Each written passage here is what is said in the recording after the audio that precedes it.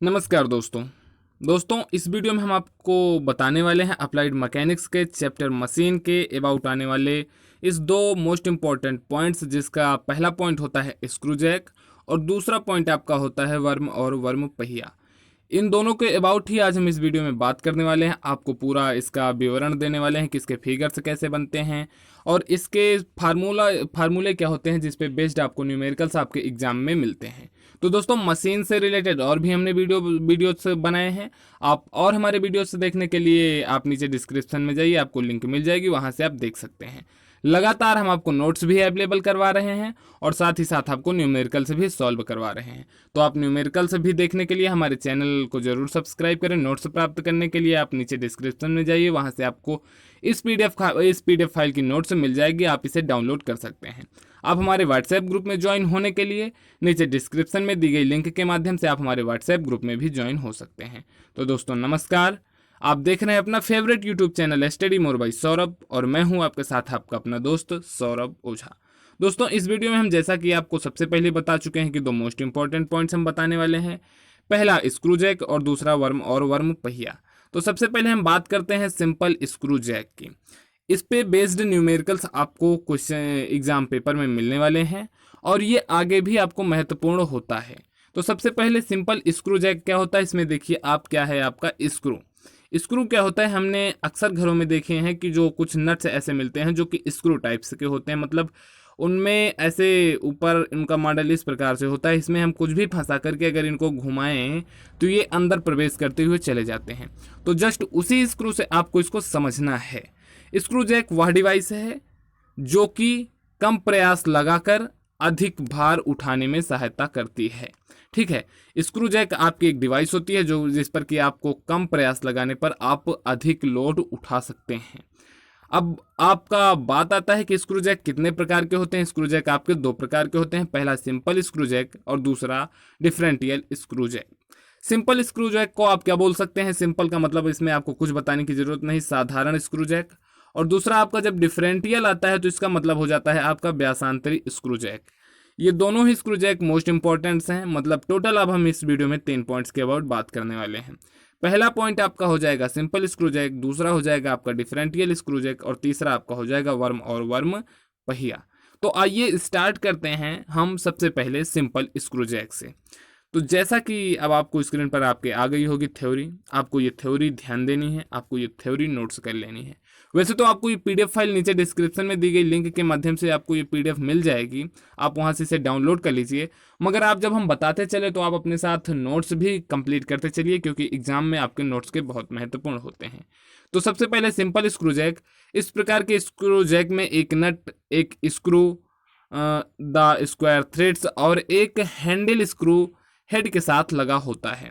ठीक है, जब आपसे पूछा जाए कि सिंपल स्क्रू जैक क्या है तो सिंपल स्क्रू जैक में आप बताएंगे कि वह ऐसा एक स्क्रू जैक है जो कि जिसमें कि आपको एक nut, screw of the square threads और एक हैंडल आपका हेड में लगा हुआ होता है।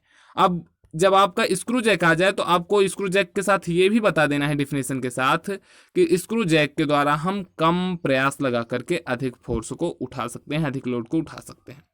इसका फिगर हम आपको दिखाएंगे। फिगर आप देखिए, फिगर से समझिए कि आखिर फिगर कहना क्या चाहता है। आप इस फिगर में देख सकते हैं कि इसमें जस्ट बिल्कुल स्क्रू की तरह है, जैसा कि हमने आपसे बताया था। आप अगर यहाँ से यहाँ तक में ध्यान देंगे तो ये चूड़ी की तरह है। मतलब अगर आप इसको घुमाते जाएंगे, अब आप इस हैंडल को देखिए, जहाँ से इसके मिडिल पॉइंट से इस हैंडल की टोटल लेंथ आपको दी गई है L। अगर आप इस हैंडल को घुमाएंगे, मतलब इस हैंडल पे आप कोई प्रयास लगाएंगे, ऐसे मान लीजिए आप ऐसे अंदर की तरफ घुमाएंगे, ये इधर घूमेगा तो आपका ये जो स्क्रू होगा, स्क्रू भी आपका ऊपर उठता हुआ चला जाएगा। जब आपका स्क्रू ऊपर उठता हुआ चला जाएगा तो ये जब ऊपर जाएगा तो इस पर जो लोड इसके शीर्ष पर रखा होगा वो लोड भी ऊपर उठता हुआ चला जाएगा और आपके स्क्रू के द्वारा आप जब यहाँ पर जो प्रयास लगाए रहेंगे उसके द्वारा इस पर जो लोड रखा जाएगा वो लोड ऊपर उठ जाएगा। मतलब एक तरह से आप कह सकते हैं कि जो ये स्क्रू जैक्स होते हैं, इनको आप इनके प्रयास पर आप घुमाते हैं और जो इनकी लोड होता है, लोड वो ऊपर की तरफ उठता चला जाता है। जस्ट यही बिल्कुल एकदम फिगर होता है। इसमें ये देख सकते हैं आप, एक नट होता है, ये आपका नट है और आपका हमने बताया था स्क्रू विथ स्क्वायर थ्रेड्स, तो आपका ये जो होते हैं ये स्क्रूज जो हैं ये स्क्रू विथ स्क्वायर थ्रेड्स होते हैं। आपकी यहाँ से यहाँ तक की लेंथ जो होती है वो एल होती है, और आपका ये जो व्यास होगा इसका व्यास आपका स्मॉल डी होता है। ठीक है, जस्ट इसी प्रकार अब आप इस पे समझिए कि आप इसको जब घुमाएंगे तो ये ऊपर उठता हुआ चला जाएगा, आपका वही वर्क हो जाएगा। आप यहाँ पर जो प्रयास लगाएंगे, इस प्रयास द्वारा चली गई दूरी कितनी होगी, अब आप सोच लीजिए कि ये लेंथ एल है, मतलब त्रिज्या एल हो जाएगी आपकी, और ये पूरा एक वृत्त के परिधि पर घूमेगा, तो इसकी जो इसके द्वारा चली गई दूरी होगी वो वृत्त की परिधि की दूरी के बराबर होगी। ठीक है, अब इसमें फार्मूलाज हम कैसे निकालेंगे वही हम आपको बताने वाले हैं। आप फिगर ध्यान से देख लीजिए, आपको इसकी पीडीएफ फाइल भी मिल जाएगी, आप वहाँ से भी इस फिगर को आराम से अच्छे से समझ लीजिएगा। जब हम बात करते हैं सिंपल स्क्रू जैक की, तो इसका जो बिलास्टी रेशियो होता है, मतलब बेगा अनुपात जो होता है, वो बेगा अनुपात आपका V R is equal to होता है 2πL अपान स्मॉल पी। ठीक है, अब यहाँ पर आपको ये कन्फ्यूजन हो रही होगी कि हमने जो नीचे स्मॉल पी लिखा है, स्मॉल पी का क्या मतलब है। तो अब आपको फिर से हम फिगर में ले चलेंगे। इस फिगर में हम आपको थोड़ा जूम करेंगे और दिखाएंगे कि जो स्मॉल पी होता है वो इस स्क्रू की पिच होती है। ठीक है, स्मॉल पी और कैपिटल पी में बहुत बड़ा अंतर होता है। जो आपका कैपिटल पी होता है वो इस पर लगाया गया, इसके हैंडल पर लगाया गया प्रयास होता है, और जो स्मॉल पी आपका होता है वो इसके स्क्रू के बीच की पिच होती है। आपको स्मॉल पी और कैपिटल पी में कन्फ्यूजन नहीं होना है, आपको इसको समझ लेना है। तो जस्ट फिर हम अपने न्यूमेरिकल से में चलते हैं, मतलब फार्मूलाज से में चलते हैं। आपका वेलोसिटी रेशियो इक्वल टू हो जाएगा 2πL अपान पी, जहाँ पर एल आपका क्या है, एल आपका है हैंडल की आपकी लेंथ। अब आप इसको कैसे निकाल सकते हैं, ये फार्मूला आपके लिए मोस्ट इंपॉर्टेंट है, आप इस फार्मूले को ध्यान में रख लीजिए। आप इसे कैसे निकालेंगे, हम जानते हैं कि वेलोसिटी रेशियो जो होता है आपका, वेलोसिटी रेशियो पी द्वारा चली गई दूरी अपान डब्ल्यू द्वारा चली गई दूरी के बराबर होता है। वेलोसिटी रेशियो का ये फार्मूला हमने अपने मशीन के पहले ही वीडियोस में बताया है। अगर आपको नहीं पता तो आप हमारा मशीन से रिलेटेड पहला वीडियो देखिए, आपको ये समझ में आ जाएगा कि velocity ratio is equal to P द्वारा चली गई, मतलब प्रयास द्वारा चली गई दूरी अपान लोड द्वारा चली गई दूरी कैसे आता है। तो ठीक है, इसका वेलोसिटी रेशियो आपका 2πR हो जाएगा अपान पी हो जाएगा। अब 2πL आपका कहाँ से आता है, जब आपका यहाँ पर मेन पॉइंट्स है और आपके हैंडल की लेंथ आपकी L हो गई, तो आप जब इसको घुमाएंगे, चाहे इस तरफ आप घुमाइए चाहे इस तरफ घुमाइए, तो जब इसके द्वारा चली गई दूरी होगी वो परिधि के वृत्त की परिधि के बराबर होगी, जिसकी की त्रिज्या आपको कितनी दी गई है, L दी गई है। तो मतलब वृत्त की परिधि का क्या फार्मूला होता है, 2πR होता है। यहाँ पर आपकी त्रिज्या क्या है, L है, तो आपके P द्वारा चली गई दूरी हो जाएगी L।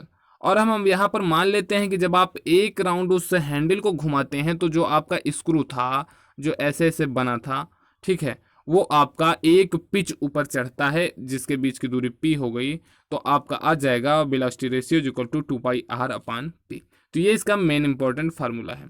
ठीक है, जब एक और बात आ जाए आपकी, जब आपको कहा जाए कि इसका आप मैकेनिकल एडवांटेज निकालिए, तो आप मैकेनिकल एडवांटेज आपका हो जाएगा VR, और VR कब होगा, जब आपकी इफ़िशियंसी 1 हो जाएगी, मतलब आपकी इफ़िशियंसी 100% हो। चूँकि हम इफ़िशियंसी इक्वल टू जानते हैं MA अपान BR, तो जस्ट यहीं से अगर आपका ये 1 हो जाएगा तो MA इक्वल टू BR हो जाएगा, मतलब आपका मैकेनिकल एडवांटेज भी आ जाएगा 2πL अपान P। तो ये रहा आपका सिंपल स्क्रू जैक। उसके बाद आता है आपका डिफरेंटियल स्क्रू जैक। डिफरेंटियल स्क्रू जैक में आपके 2 पार्ट्स होते हैं, जैसे कि उसमें केवल एक स्क्रू होता था, अब यहाँ पर शब्द ही आ गया डिफरेंटियल, मतलब व्यासांतरी, मतलब जिनके व्यासों में अंतर हो। अब डिफरेंटियल शब्द का ही होता है मतलब व्यासांतरी, मतलब जिनके व्यासों में अंतर हो, वही होती है आपकी व्यासांतरी स्क्रू जैक। तो यह एक मशीन की तरह ही यह कार्य करती है, डिफरेंटियल मशीन की तरह। इसके 2 भाग होते हैं, ए से बी, ये ए और बी से बनता है, जहाँ पर आपकी चूड़ी ए जो होती है वो आउटसाइड और इनसाइड दोनों में रहता है, जबकि आपका जो चूड़ी बी होता है वो केवल आउटसाइड में रहता है। ये आपको ध्यान देने वाली बात है। इसे हम आगे आपको फिगर के माध्यम से समझाएंगे, मगर आपको डिफरेंटियल स्क्रू जैक में ये दोनों पॉइंट्स बहुत बारीकी से समझना होगा कि स्क्रू भाग ए जो होता है वो आपका आउटसाइड और इनसाइड दोनों में रहता है, जबकि आपका जो भाग बी होता है वो ओनली आउटसाइड में रहता है।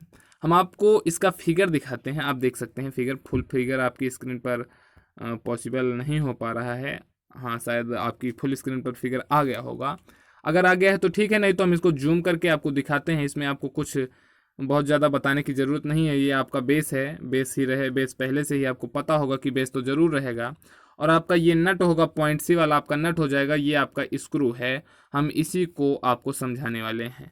और आपकी जो ये दिख रही है एल लेंथ, ये एल लेंथ की हैंडल है। इसी हैंडल पे आपको प्रयास पी लगाना है और इसके इस भाग पर आपको लोड डब्ल्यू रख देना है। तो अब आप इसमें समझिए कि क्या कहा गया है कि आपका जो भाग ए होता है वो आउटसाइड और इनसाइड दोनों होता है। दरअसल ये फिगर रियलिटी में ये ए वाला पोर्शन थोड़ा सा बड़ा होता है, मतलब ये थोड़ा अधिक चौड़ा होता है, और आपका जो ये बी वाला पार्ट्स होता है ये थोड़ा कम चौड़ा होता है।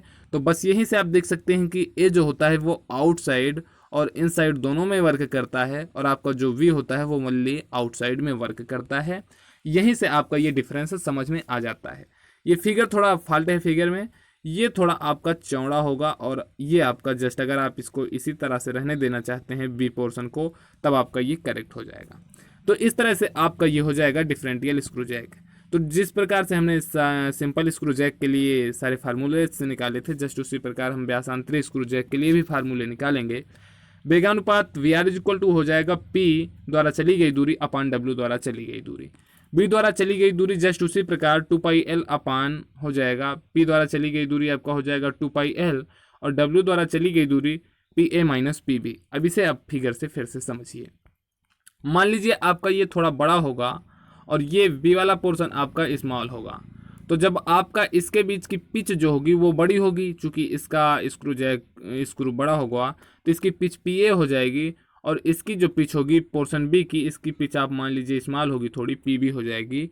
तो जो डब्ल्यू लोड, इस पे जो लोड डब्ल्यू लगाया जाएगा उसके द्वारा जो चली गई दूरी होगी वो P A minus P B के इज इक्वल टू में होगी। जस्ट वहीं से आपका ये डब्ल्यू द्वारा चली गई दूरी आ जाता है P A minus P B. ठीक है, तो आपका फार्मूला हो जाएगा V R is equal to 2πl minus, माफ कीजिएगा, V R is equal to 2πl upon P A minus P B. Just उसी प्रकार M A is equal to V R is equal to 2πl upon P A minus P B. ये कहाँ से आता है? जब आपकी इफिशियंसी 1 होती है। तो इस तरह से आपका स्क्रू जैक समाप्त होता है। फिर आपका नेक्स्ट पॉइंट आता है वर्म तथा वर्म पहिया। ये मोस्ट इंपॉर्टेंट है, इससे रिलेटेड एक क्वेश्चन जरूर आता है आपका एग्जाम में, इसलिए आपको इसे बहुत ही ध्यान से इस पर आपको निगाह रखनी है और इसका नोट्स आपको मोस्ट इंपॉर्टेंट रूप से बना लेना है। तो इसमें सबसे पहले हम क्या मान लेते हैं? मानते हैं हम कि वर्म पर दांतों की संख्या जो है वो आपकी टी है, और वर्म की त्रिज्या आपकी आर है। आपका ये हाथे की लंबाई जो है, जो हत्था होगा उसकी लंबाई हम मान लेते हैं आर है, और आपका बोझ डब्ल्यू और प्रयास आपका पी है जो कि आप लगाते हैं। अब आपको हम दिखाएंगे वर्म और वर्म पहिया का फिगर जस्ट बिल्कुल इसी प्रकार से होता है जैसा कि आपकी स्क्रीन पर दिख रहा है। ये आपका हत्था होता है, इसी की लंबाई आपको दी जाती है आर। ठीक है, और इस पे जब आप इसको इसे ऊपर की तरफ ले जाएंगे तो ये भी आपका घूमेगा, ये स्क्रू आपका घूमेगा, तो ये पहिया इस तरफ रोटेट करेगी या फिर इस तरफ रोटेट करेगी। दो ही कंडीशन बनती हैं। जब कंडीशन ये वाली बनेगी कि आपका इसको ये पहिया जो होगा इधर आएगा, तब आपका जो लोड इस पॉइंट से इसके मेन पॉइंट से लगा होगा ये आपका ऊपर चढ़ेगा, और जब ये पहिया आपका अपोजिट डायरेक्शन में जाएगा तो ये आपका लोड जो है, ये लोड आपका जो डब्ल्यू लगा हुआ है ये नीचे की तरफ जाएगा। तो हमको लोड उठाना है, तो इसलिए हमारा पहिया इधर की तरफ घूमेगा। अब आपको इसमें कोई डाउट नहीं रह गया होगा, इसकी जो पिच होगी इसके पहिए की वो स्मॉल पी हो जाएगी, और आपका ये स्मॉल पी जो होगा इस हत्थे के ऊपर जो ये पिच होंगी इसके बराबर होंगी, चूंकि दोनों एक दूसरे में एडजस्ट होंगे। ठीक है, तो इस तरह से आपका ये हो जाएगा, और आपका ये जो बीच में पोर्शन होता है इसे आप ड्रम बोलते हैं, और ड्रम की त्रिज्या आप मान लेते हैं आर है। तो इसके लिए आपका वेगानुपात हो जाएगा पी द्वारा चली गई दूरी अपान डब्ल्यू द्वारा चली गई दूरी। पी द्वारा चली गई दूरी आपका हो जाएगा 2πr, जस्ट उसी प्रकार से कि आप पूरा उसे एक चक्कर घुमाएंगे तो फिर वो वृत्त की त्रिज्या के बराबर होगा, वो आपका हो जाएगा 2πr। अब डब्ल्यू द्वारा चली गई दूरी आपका आ जाता है 2πr अपान टी। ठीक है, यहाँ से आप जहाँ पर आपका टी क्या है, टी दूरी नहीं है, अगर टी दूरी हो जाता तो ये बिना किसी बीमा के रह जाता, इसलिए यहाँ पर टी दूरी नहीं, टी दांतों की संख्या है। मतलब अगर आपका कह रहा है कि वो 5 दांतों में एक चक्कर चढ़ रहा है, तो अब आपको केवल पी डब्ल्यू द्वारा चली गई दूरी ज्ञात करना है, इसलिए उसमें आपको टी से डिवाइड कर देना पड़ेगा। इसीलिए आपका आ जाता है V R is equal to 2πr upon 2πr upon T. तो जब आपका ये ऊपर भी 2πr है, नीचे भी 2πr है, 2πr से 2πr कैंसिल हो जाएगा, आपका बचेगा R T is equal R T upon R. अब आप यहाँ से इसका मैकेनिकल एडवांटेज का फार्मूला भी जस्ट उसी प्रकार से क्रिएट कर सकते हैं कि mechanical advantage is equal to velocity ratio. ये कब होगा? जब आपकी इफिशियंसी 1 होगी। तो दोस्तों इस तरह से आपका ये मशीन से रिलेटेड मोस्ट इंपॉर्टेंट पॉइंट्स खत्म हो जाते हैं। अब आपके इसके जस्ट बाद वाले वीडियो से हम आपको इसके न्यूमेरिकल बताएंगे। तो दोस्तों उम्मीद है आपको हमारा वीडियो पसंद आया होगा। अगर वीडियो पसंद आया हो तो प्लीज़ चैनल को हमारे ज़रूर सब्सक्राइब करें, अपने दोस्तों में ज़रूर शेयर करें। तो दोस्तों नमस्कार, जय हिंद, जय भारत। फिर मिलेंगे अगले वीडियो में एक मोस्ट इंपॉर्टेंट पॉइंट्स और इस चैप्टर के कुछ महत्वपूर्ण न्यूमेरिकल्स के साथ। तो दोस्तों नमस्कार।